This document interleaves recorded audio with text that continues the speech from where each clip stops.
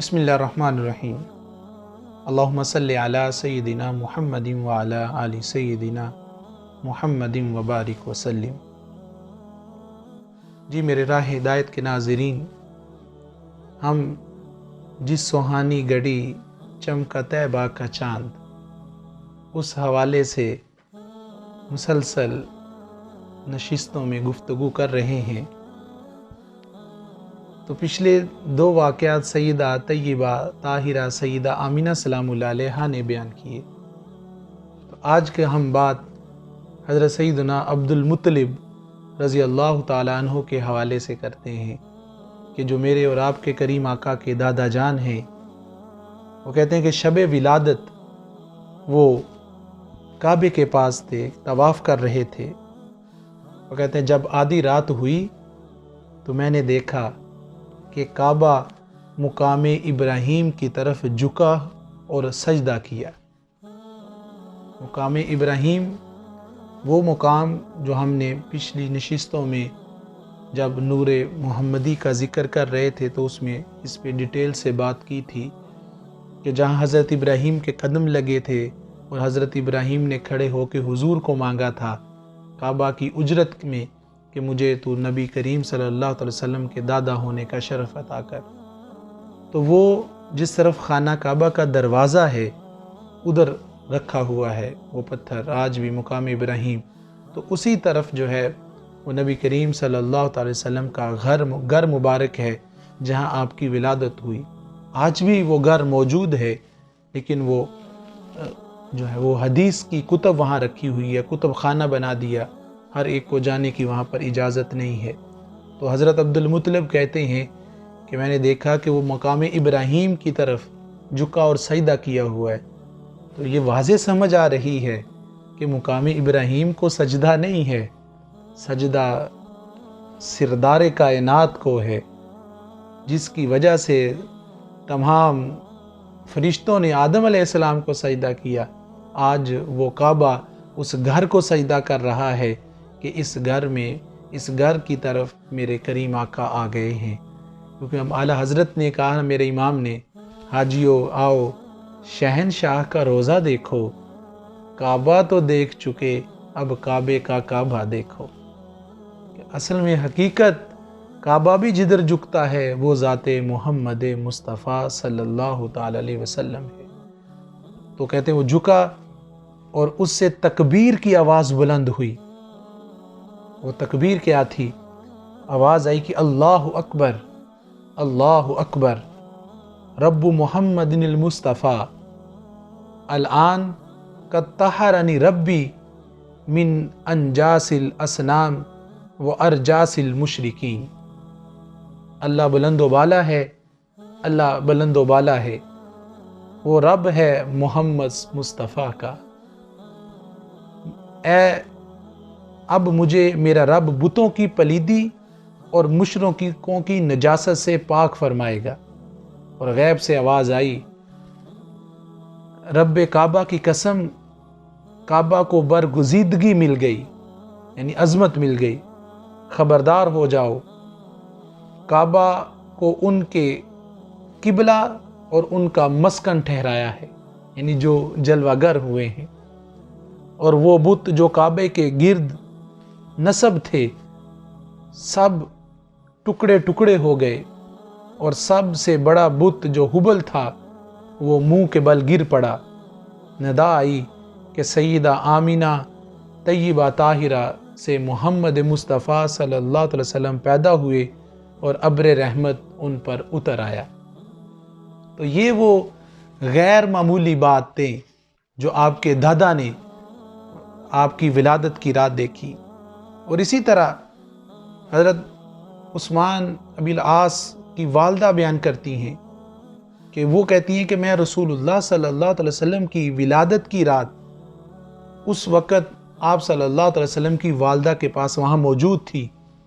تو میں نے کیا دیکھا کہ ایک نور ظاہر ہوا جس نے سارے گھر کو اور گھر کی در و دیوار کو نورانی کر دیا۔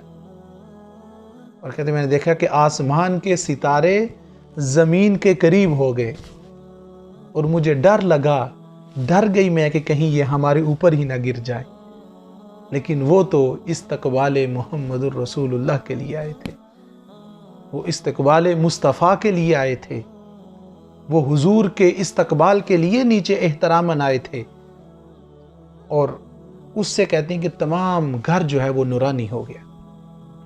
اور اسی طرح سیدہ آمینہ سلام اللہ علیہ فرماتی ہیں کہ جب وہ نور محمدی مجھ سے ظاہر ہوا تو اس سے ایسی روشنی ہوئی کہ میں نے اپنے گھر میں ادھر مکہ میں بیٹھے بیٹھے شام کے محلات کا مشاہدہ کر لیا۔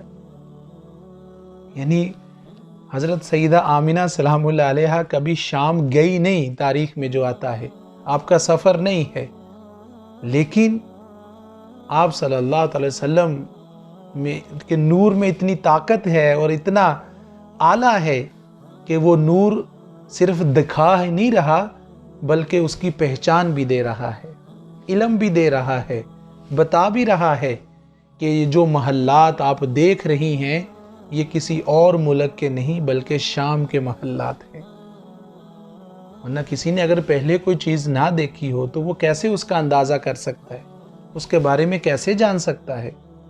تو یہ نور محمد مصطفیٰ کی برکت تھی۔ اور اسی طرح حضرت عبد الرحمن بن عوف اپنی والدہ سے روایت کرتے ہیں کہ حضرت شفا رضی اللہ تعالیٰ عنہ جو بعد میں صحابیہ بنی اور السابقون الاولون میں جن کا شمار ہوتا ہے، وہ بیان کرتی ہیں کہ میں بھی ولادت کی رات وہاں پر موجود تھی۔ تو وہ کہہ رہی ہیں کہ میں نے جس وقت نبی کریم صلی اللہ علیہ وسلم کا نور جلوہ فرما ہوا تو دیکھا کہ وہ ختنہ شدہ تھا۔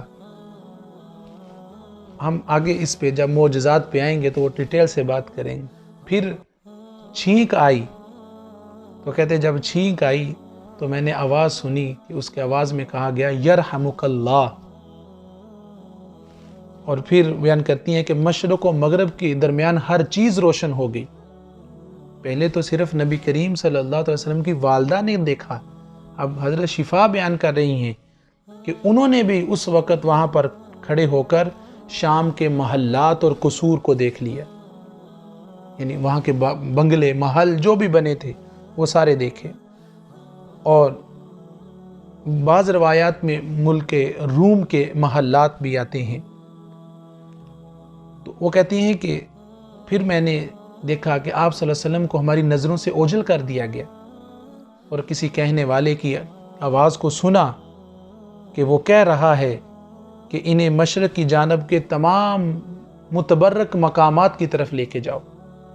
اور پھر بائیں طرف سے آواز سنی تو اس نے دوسرے سوال کیا کہاں لے کے گئے انہیں؟ انہوں نے کہا کہ انہیں مغرب کے تمام متبرک مقامات کی سیر کے لیے لے کے گئے۔